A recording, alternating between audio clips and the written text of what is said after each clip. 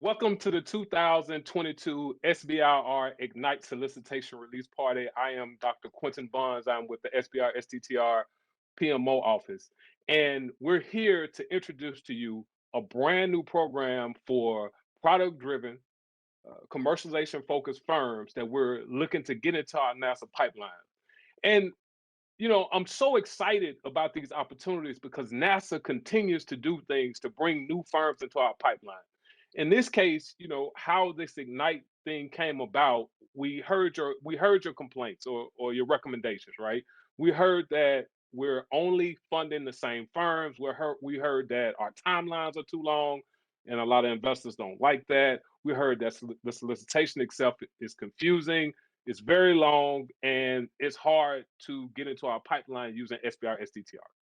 So our leadership came together and we said, okay, how could we meet the needs of firms that want to get into our pipeline while also meeting our program goals? A lot of people don't know that one of the strategic goals of NASA is to catalyze economic growth and drive innovation to address national challenges. And basically, what that means is we want to develop technologies, or we want to fund the development of technologies at NASA that will not only benefit us in space, but also benefit us terrestrially. What that does is it enables us to hire or fund homegrown deep tech R&D firms, which puts money back into our economy, which broadens our technology pool, making us stronger as a nation, and it also addresses national challenges. I don't want to get ahead of myself, but when we get into the topics, some of these topics address wildfires. A lot of the topics are very related to climate change. We want to reduce the carbon footprint with several of the topics in the Ignite solicitation. And so, what we've done, we've come up with a streamlined process, and I'm going to get into it. But we want you to help us. We want our homegrown deep tech firms to help us with this. Okay, and we're excited about it because this kind of reminds me of when I was a graduate student. If I could digress a little bit. When I was a graduate student, it was a dream to work for NASA. I mean, I pursued various opportunities with NASA. I personally wanted to, I'm a microwave guy, built RF instrumentation for years. I didn't want to work in defense, no disrespect to defense, but I wanted to work in something that could make a broader impact. And NASA just seemed so difficult. But I said, with all the challenges that I faced in the past, uh, what do I have to lose by trying to pursue these opportunities with NASA? And I tried.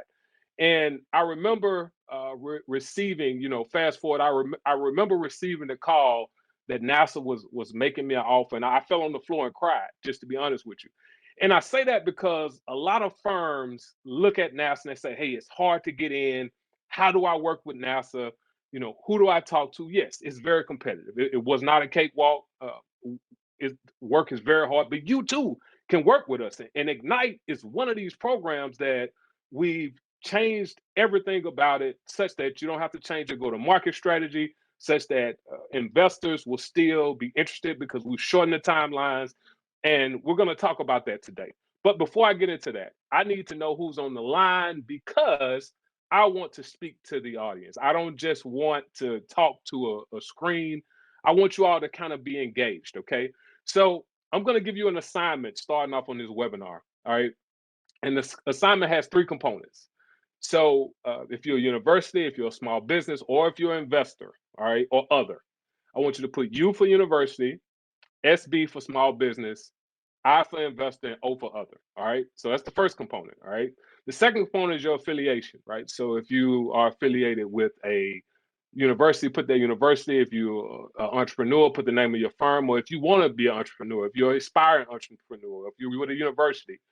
And last but not least, if you've seen our previous webinar, we had a webinar on June 28th that I'm not going to go over too many of those details. I'm kind of going to expand on that webinar where Max Briggs plays the program exec type role where he gave a general overview of Ignite. And I'm going to add to that, providing more details in this particular webinar. And so again, your demographic, U for university, SB for small business, I for investor, your affiliation. So it'll be like you and me, the NASA, and whether you viewed the previous webinar, I reviewed it. So I say yes. I'm not sure if you can see my comments on the chat, but I'm going to do it first. I'm with other because I'm with NASA. I'm going to put NASA, SBR PMO, Program Management Office. And yes, I saw the last webinar. And so I can't see all of your comments because I'm on stage, but hopefully you all are putting these things in the chat to kind of stay engaged. It's 6 o'clock in the afternoon, in the evening on the East Coast. I think it's around 2 o'clock on the West Coast, but we want you all to be engaged. I want to see at the end of this webinar some letters and some affiliations, and if you saw our previous meeting. So let's get into it. Let's get into some of the specifics of this.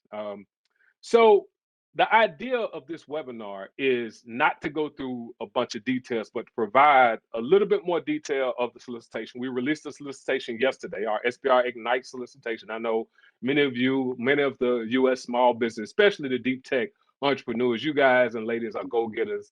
And if you don't have access to the link, someone will put it in the chat before the end of this meeting. But we want you to be able to listen to this webinar or release party and see, is this a good fit for your firm? This is not a webinar such that we are looking to pair, or it's not a forum for individual firms to ask us, is my technology a good fit? It's really to provide an overview. And what we've done with this Ignite solicitation, I feel like is really cool. So you'll see by the page count, we're doing something with a pitch. We're doing a pitch. I think we actually call it a panel review, and you submit your slide deck.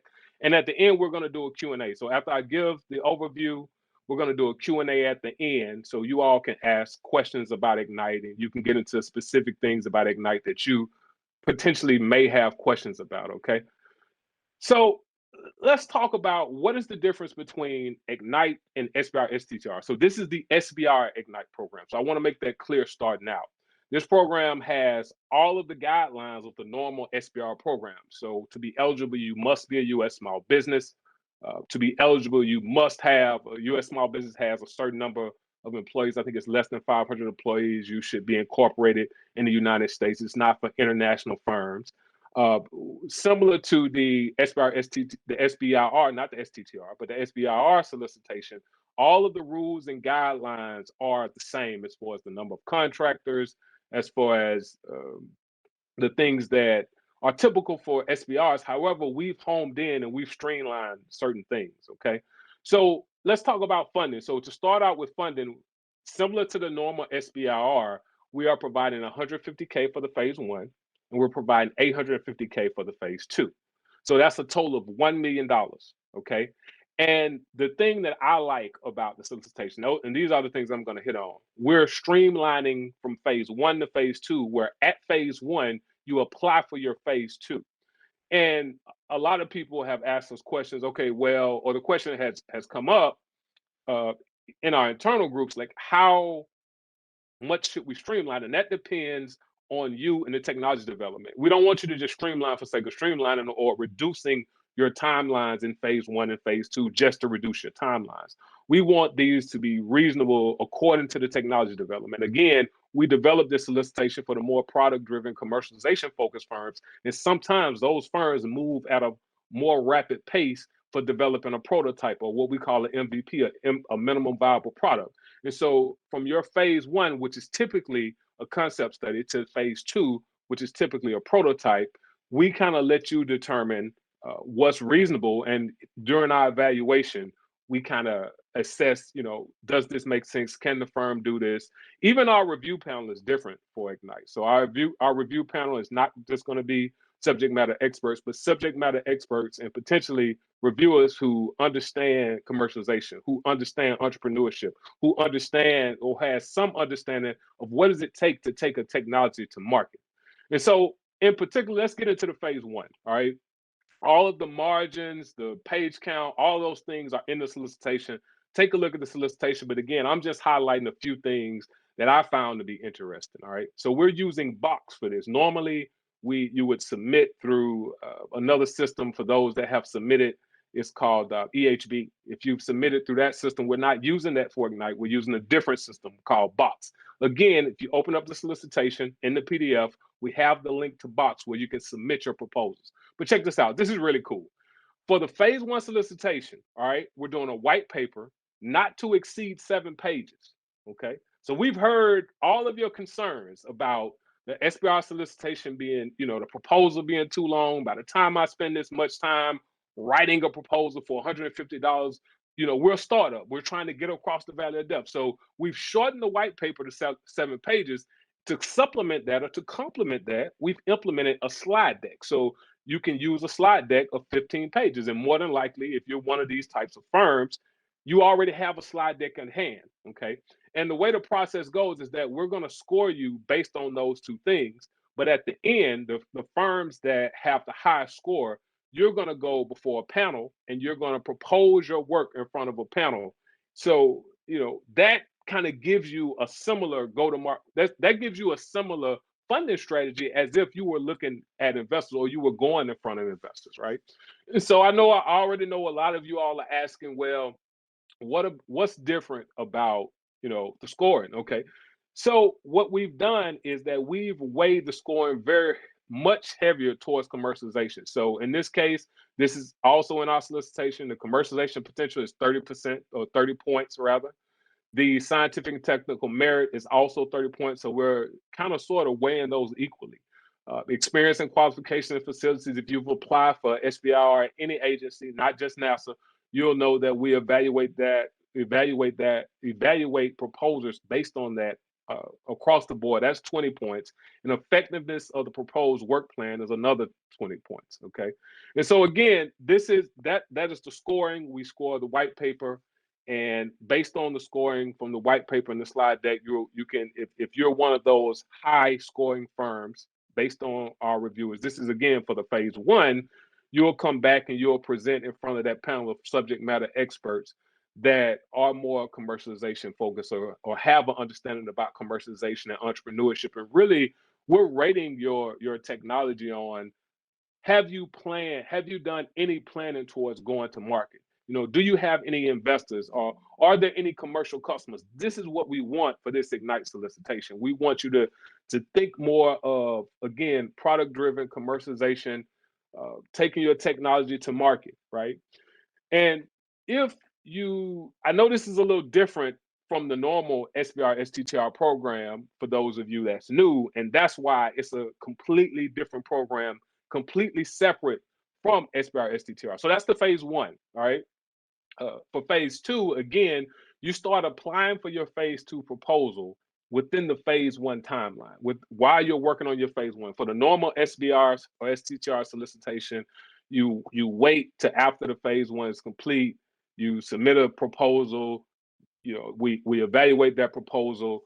Even for the phase 2, what we're doing is a proposal narrative not to exceed 40 pages. So again, a lot shorter than the normal SBIR STTR solicitation for phase 2, and a similar process to the phase 1 where we're going to score that proposal based on those same criteria rather.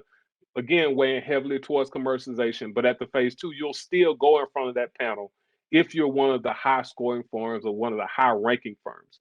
We can't really get too much into the details of how we do our scoring, but we've even our review process, but we've even streamlined our review process. We've removed steps from our review process. We've made certain steps in the review process, kind of shortened them such that even the review process will be faster. So not only can you go to phase 1 to phase 2 faster, the award theoretically should be faster. And we're even hoping that our contract negotiation will be a little bit faster as well. Although NASA, we have a pretty fast contract negotiation period. Okay. Phase 2 will be boxed. I'm just trying to make sure that I've hit on everything in these areas. I think so. Now, again, this webinar is going to focus a lot on the topics, right? And so we've had most or all of our topic authors to record a really short video to give you a firsthand peek into what are our subject matter experts looking for. Even though NASA may not be the customer for some of these technologies, all of these technologies are NASA related. And again, for SBIR STTR, if you don't already know this, we're a contracting agency. So we want to use your technology. We're not a granting agency. We're a contracting agency. So we want you to develop a prototype such that you can use. All right. So let's hear from our topic authors. We're going to give our team a little time to load the videos, and we're going to be able to hear exactly what our topic authors want and what they have to say. So I'm going to take a pause and let the videos for the topic authors load.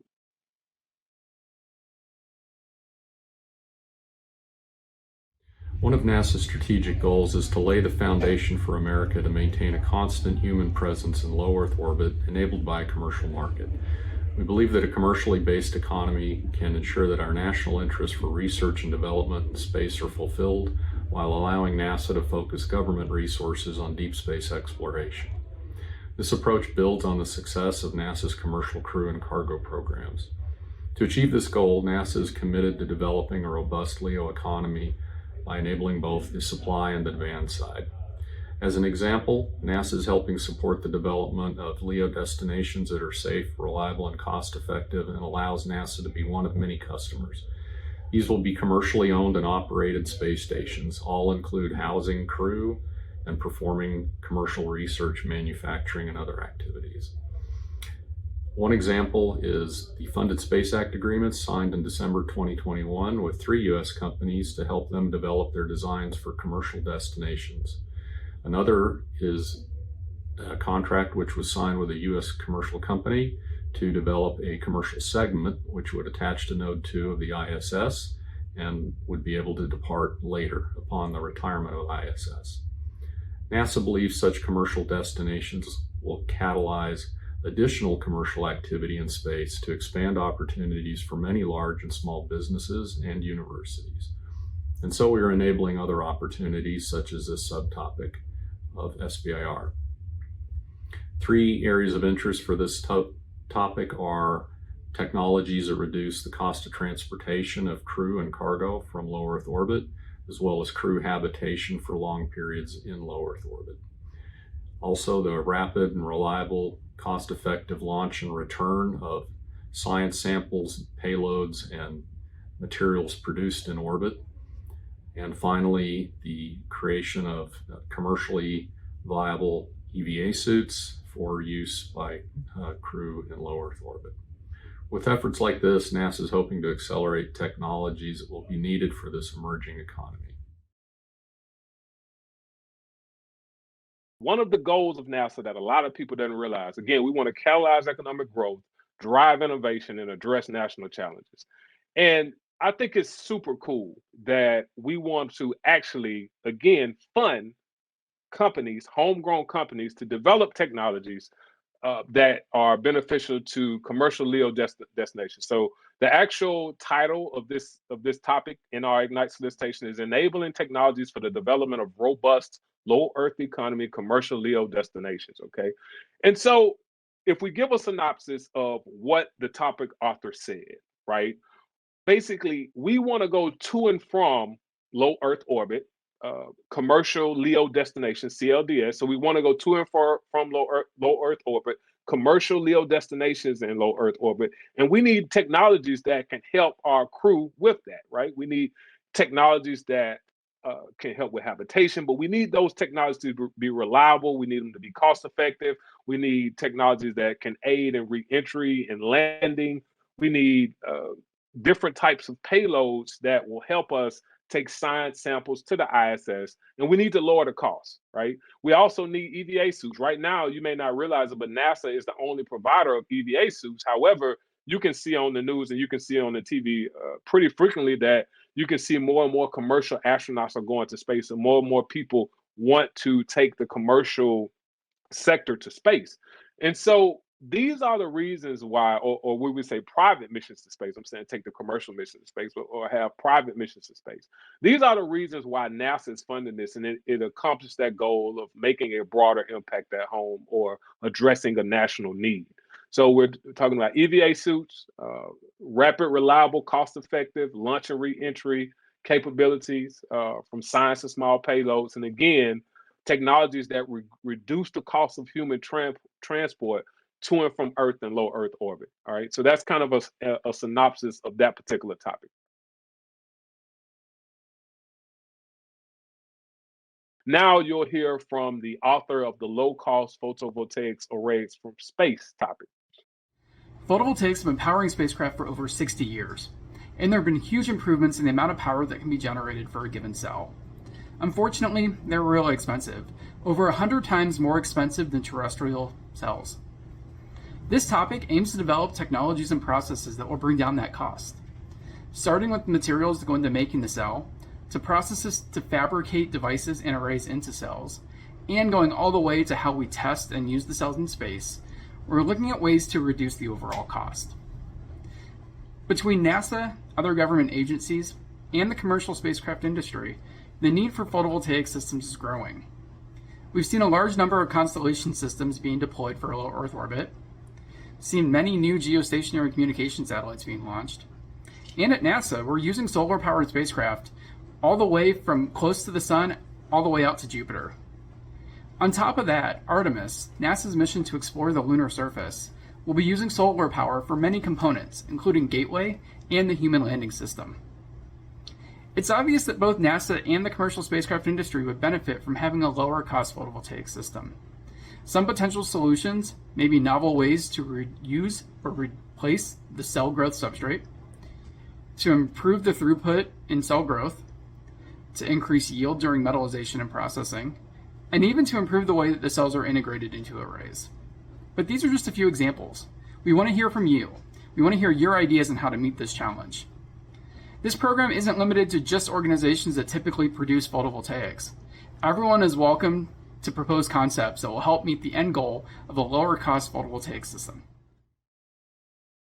Space-grade photovoltaics are very expensive, orders of magnitude more expensive than terrestrial, meaning that photovoltaics that's developed on Earth. However, as you can see, as I spoke about in the first example, the commercial space industry is booming, right? It's growing really fast. We want to privatize space. Even for us, for a NASA perspective, with us putting more assets in space, we need that solar power for habitation, but we also need it for transport, right? Currently, I think we're only getting about 20% or 20 to 30% transmission efficiency, meaning the energy that we receive, we're only getting the 20 to 30% of that to our actual assets for power distribution, and really that affects long-term sustainability, whether we're talking about Moon and Mars. And so I think for this example or for this topic, you can clearly see the mutual benefit of NASA funding technologies that will help or advance our technologies in photovoltaics, but will also bring a lot of just really awesome technologies here on Earth. I mean, we want to see solar powered cars. We want to see more efficiency in our solar panels. As you can see, the electric vehicle industry is booming. So we want to have a lot more solar power capabilities. And these technologies that are developed for space applications can obviously be of a tremendous benefit for Earth. So let's go to our next topic. The next topic is electric and hybrid electric systems for unmanned aerial vehicles and aircraft in 1,500 to 15,000 pound size class. It's pretty long title, but I actually found this to be really interesting. So let's give our team a few seconds to load this video. And again, you'll hear directly from the topic author.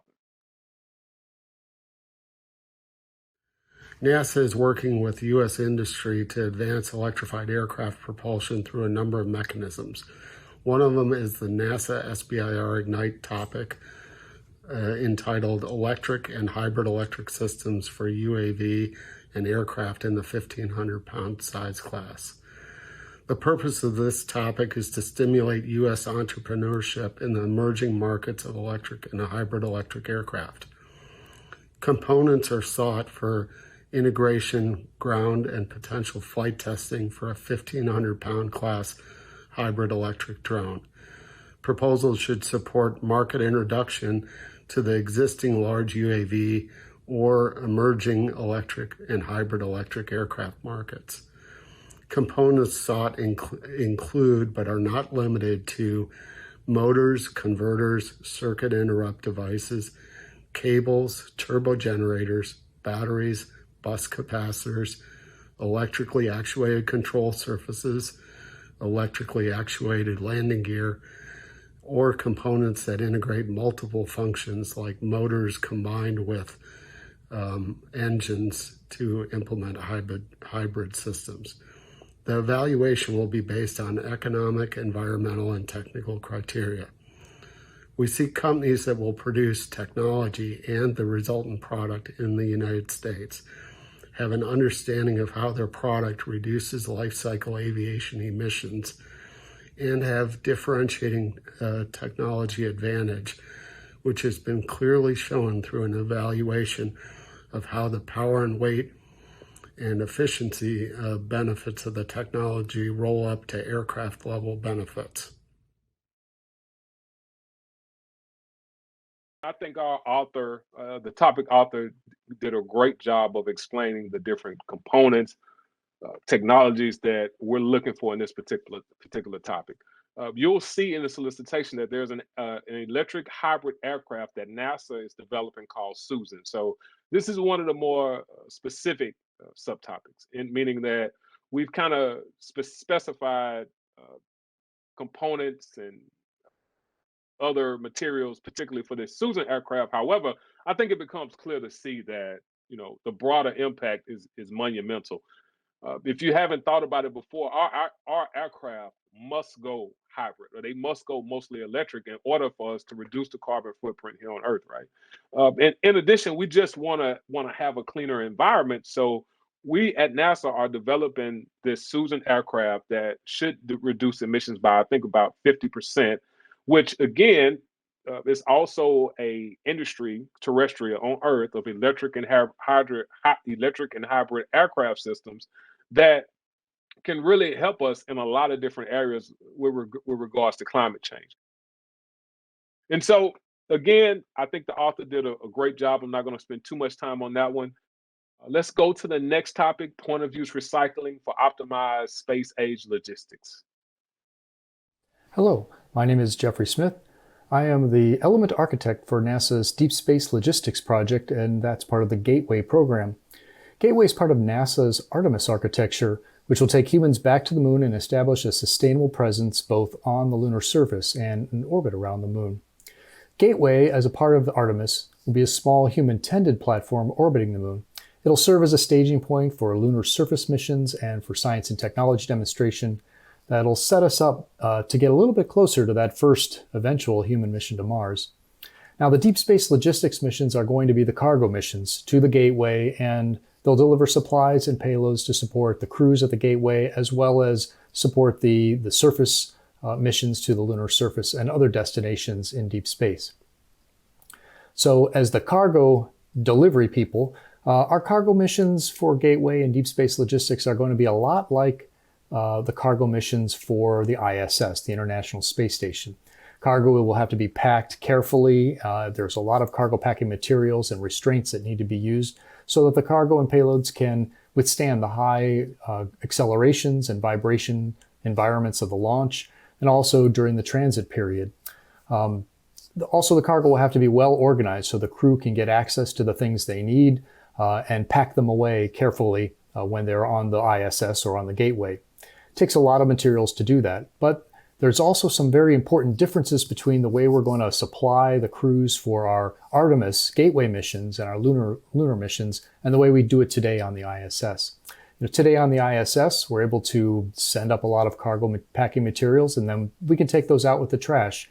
The relative cost of packaging materials for delivery to low Earth orbit and ISS is quite a bit lower, at least an order of magnitude or 2 orders of magnitude lower than it will cost for us to send those same materials to the Gateway. So if we're going to begin in any way to create a sustainable presence in deep space, a sustainable human presence, we really need to take advantage of every single kilogram of upmass material we can. That includes the cargo packing materials.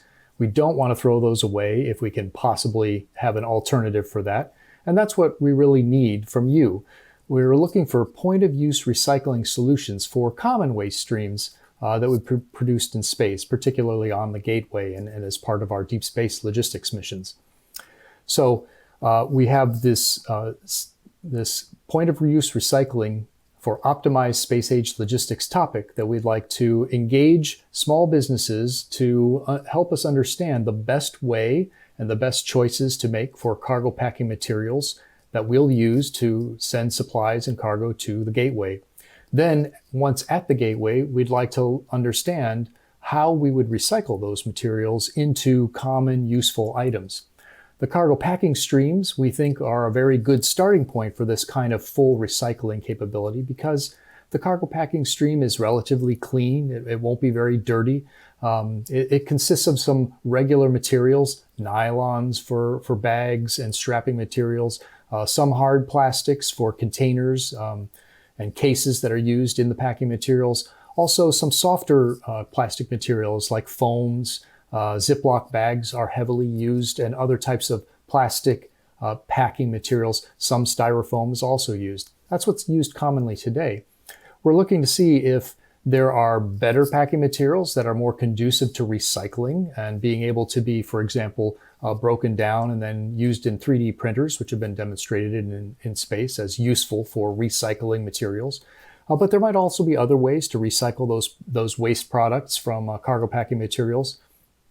There may also be ways to recycle other waste streams. We're very interested in paper type waste streams that could recycle paper products and turn those into something useful on the ISS or on the gateway. And we're interested in food packaging type waste, potentially food waste, but we recognize that may be a taller pole and something for a future solicitation. So the point of use recycling for optimized space age logistics really looks at cargo packing materials for our gateway deep space logistics missions as a starting point, but then we're interested in all kinds of waste streams and how to recycle those and make full use of every kilogram we bring to the deep space logistics missions and bring to the gateway. Hopefully that's been useful, and I look forward to seeing more from you and understanding the best ways to have NASA recycle those materials and make use of them. Thank you.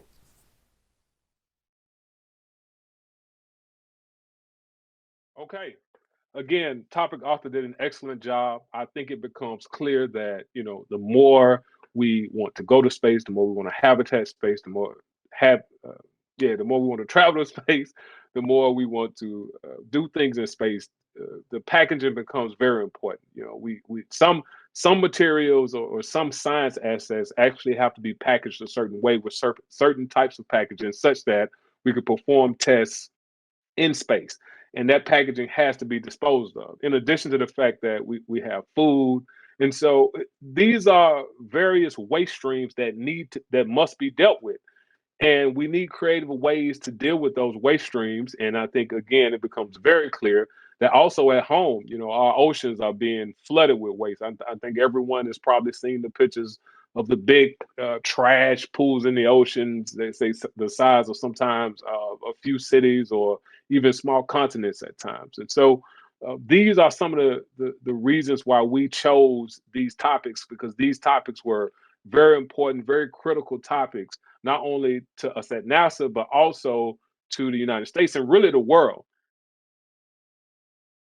Let's go to the next topic author. It's the commercial development of active debris remediation in space. Hi, everyone. As I'm sure you already know, orbital debris is a growing challenge for space operators. Some pieces of debris are large enough that we can track their trajectories and, when needed, maneuver to avoid them. However, these maneuvers burn propellant, which reduces the operational lifetime of spacecraft. Other pieces of debris are too small to track, so satellites are flying blind with respect to these objects. Damage done by these small debris strikes can be mitigated by clever spacecraft design or added shielding, but again, all these actions incur costs. If your spacecraft does get hit by a piece of debris, large or small, it's going to be a bad day. Now, beyond just the economic costs I've already mentioned, orbital debris also threatens the safety of astronauts, limits the ability to launch spacecraft into debris-filled orbits, and potentially renders entire orbits unusable for a generation or more. Now, to help clean up some of this orbital debris and avoid the disruptions I just mentioned, NASA is soliciting proposals for innovative systems that can perform commercial debris remediation services. Now, debris remediation services are those that move, remove, or reuse extant debris to reduce the risks associated with it. So in other words, you could deorbit the debris, maybe just nudge it out of the way a little bit to avoid a collision, or salvage dead spacecraft for materials or parts. All these forms of debris remediation are in scope for this solicitation. And I'll tell you that our main concern is the scalability of the approach. So removing just one or two pieces of debris really isn't enough. Bulk remediation of debris is the key. So if you have a business idea that can reduce the risks associated with many pieces of debris in a single mission, or have an idea for an extremely low-cost approach, then please consider responding to the solicitation for commercial development of active debris remediation services. Thanks. Okay. Whether we realize it or not, our economy depends heavily on space infrastructure. So communication satellites, assets used for financial exchanges, national security, transportation, climate monitoring.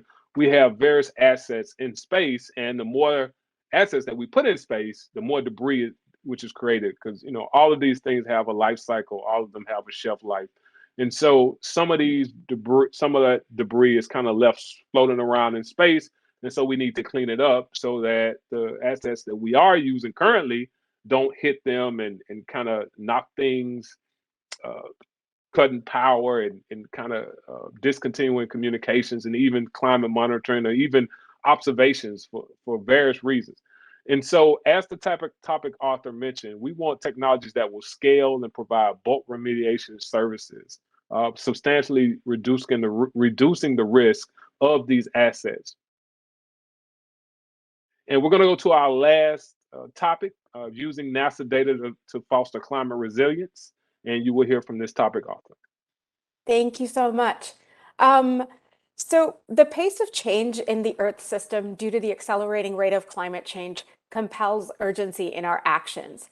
NASA's insights about our planet and the complex interactions within our Earth system allow us to better understand natural and anthropogenic stresses and their impacts. In this focus area, we are seeking new technologies that translate these insights into actionable information, characterizing communities' vulnerabilities and exposure to climate-related risks, and providing information to guide planning and land use actions. So, can your technology leverage NASA's data and models and enable decision makers to compare robust, different future scenarios, including the impacts of compounding hazards? Can your technology contextualize NASA's Earth science knowledge, including uncertainties, with economic and social frameworks to support real-world risk management strategies and actions? And does your technology reflect an understanding of your climate decision-making domain? What are the pressing priorities of your specific community members and leaders? And what are the benefits that your tailored solution offers? For example, are there increased risks of adverse health or environmental outcomes faced by persons of color, low-income persons, indigenous persons, or members of tribal nations in your community of interest? And if so, how does your technology address these challenges? Have you worked with these community members to develop your solutions? We are excited to see your solutions build upon the newest technological advancements and provide high-quality, actionable insights for a complex challenge that can often be confusing and overwhelming to decision makers. Our science is most impactful when it's informing real decisions and actions, and we look forward to exploring this effort with you. Thank you. Great job. Thank you very much. So, one of the examples that Dr. Gupta talked about was addressing concerns in underserved populations. But we also, that which I think is fantastic, right? That's something that has been overlooked for decades. And there are also other areas like advancing visualization and modeling for rising sea levels. This affects the weather. Again, it affects climate change. It affects the fisheries, all these different things, protecting our glaciers and icebergs. We also look for technologies in this area that help us with pre and post wildfire detection.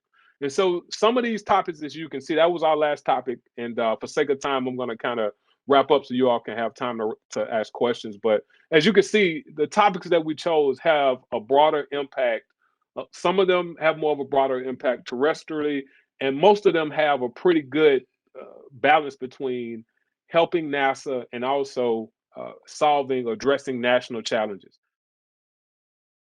And so the last thing I want to hit on before we ask questions, before we open it up to questions, is that some of the long-term benefits of applying for Ignite or winning an Ignite proposal is you have access to our subject matter experts as you develop your technology.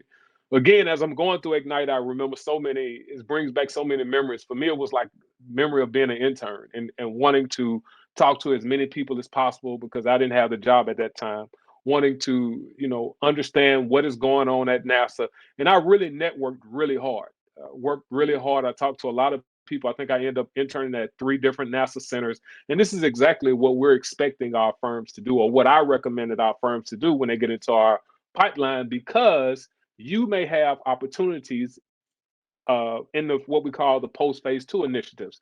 Max talked about these post phase 2 initiatives, but phase 1, if you have an accelerated timeline of about 1.5 years, that's $1 million. The post phase 2 initiatives provide matching funds up to 2.5 million. So in 1.5 to 3 years, your technology can be funded up to $6 million or more, because we also have the sequential program. Just like the other SBIR STTR programs, you're also eligible for our Ignite and our TAPR programs, so our I-Corps and our TAPR programs. I-Corps helps you develop your commercialization plan and commercialization strategy, preferably for those post phase 2 opportunities. Max talked about all those post phase 2 opportunities, but I'll go through them again. The phase 3, which is a sole source pass through. So all firms in our pipeline are eligible for phase 3. Again, this is the reason why I say, once you get into our pipeline, once you meet our subject matter experts or have access to them, invite other subject matter experts or find out what else is going on at NASA. Invite those other subject matter experts to your presentations and your reviews, your design reviews, and they may even want to fund you for what we call the phase 3 or a phase 2E, which we provide matching funds up to $375K. Or you also have the CCRPP, which provides the matching funds up to $2.5 million. And so there are a lot of reasons why getting into the NASA pipeline, particularly through Ignite, is an awesome opportunity. Even though the number of topics are less, some of them are very broad, some of them are a little bit, 1 or 2 are a little focused. But we feel like this is an awesome opportunity, so that you don't have to change your go-to-market strategy too much. And I think we will open it up for questions. And so I'm going to introduce to you Allie George. She's on our Ignite team, and I think she's going to bring the questions out of the chat and ask away. Allie, good to see you. Absolutely. Good to see you too. Okay, so we have a lot of great questions. Oh, wow. Okay, great. The first one is, are the awards granted based on just the white papers? And are there examples of white papers or slide decks available, perhaps specific to the topics? Okay, so one of the things that I should have mentioned at the beginning, which Max mentioned in his presentation, is that this is a pilot, meaning that this is our first time doing it. We've never done it before, so we don't have any templates. We will consider doing a template, but I think we kind of like to give people the freedom to express their ideas and show demonstrate their technologies in the ways that they want to demonstrate them within certain guidelines. And you can see those guidelines on our solicitation.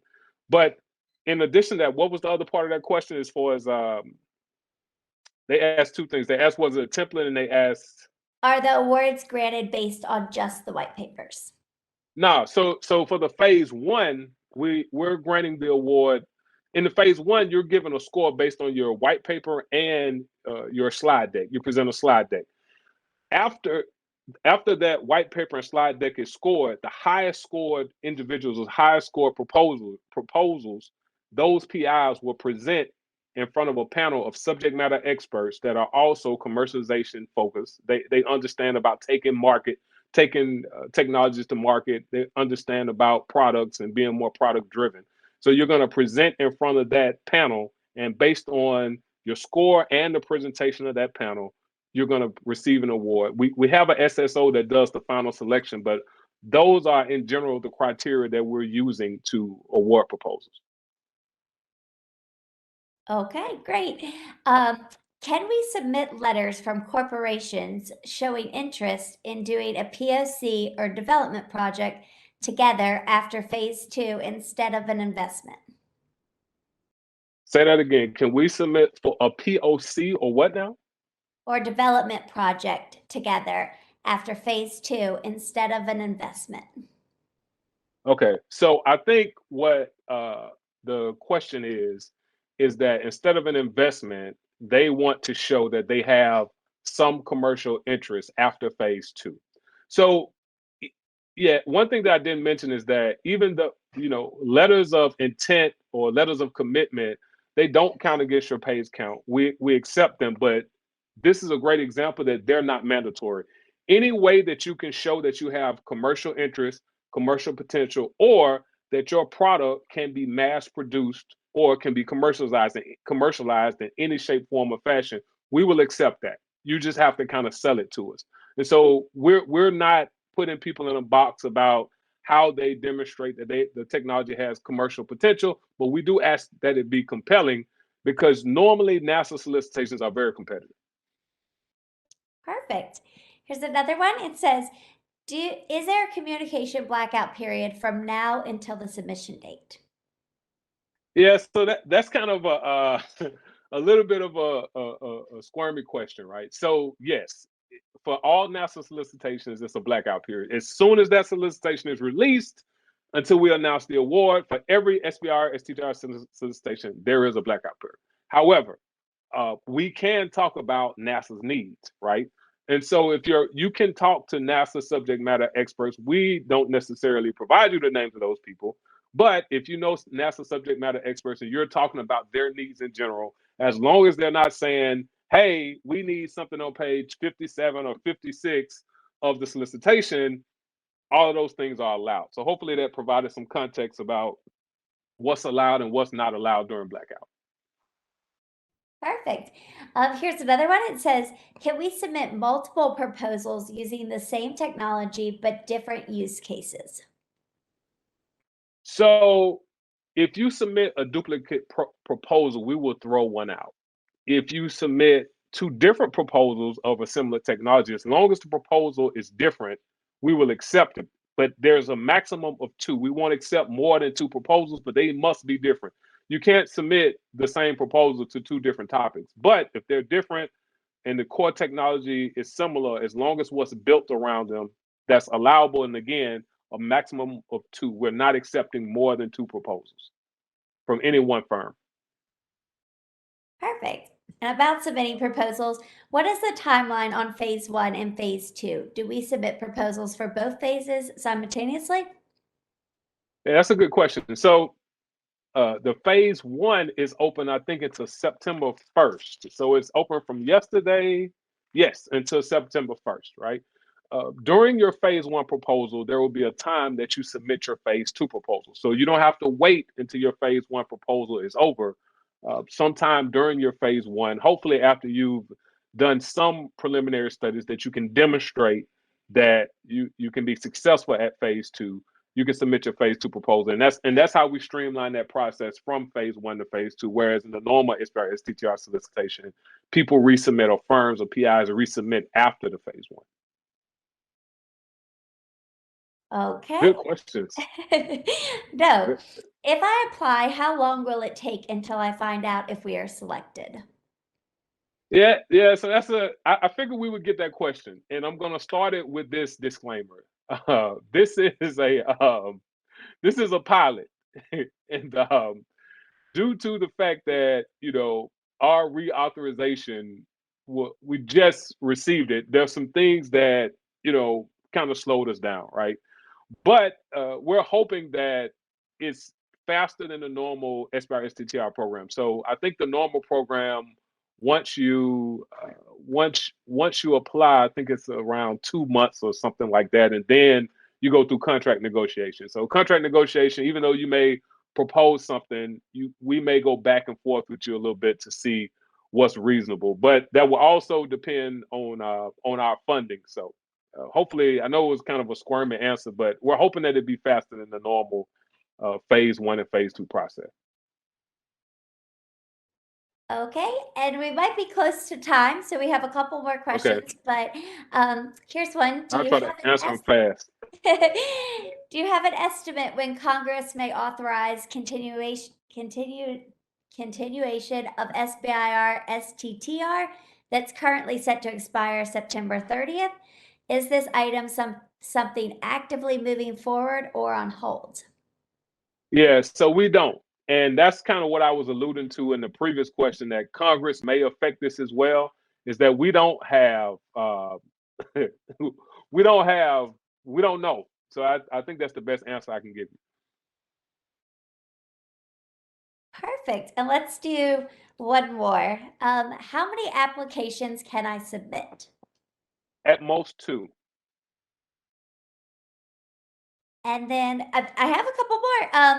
Would All right, that's software cool. be Let's roll. valuable for this solicitation, or would this be a hardware specific topic? Nope. 100%. 100%. Software is allowable. I mean, I don't want to put your put your technology in a certain category, but the first thing that comes to mind is the solicitation about expanding the use of NASA's data. Let me get the proper name for it. Using NASA data to foster climate resilience. It's almost impossible to do that without software. So software is totally allowable for all of our topics. But again, it must make an impact, right? Perfect. All right. Well, we are at time for the broadcast, but greatly appreciate your time and the subject matter experts speaking with us. All right. Thank you all. And thank you all so much for joining. It's been great. We're looking to see more product driven, commercialization focused firms. Thank you very much.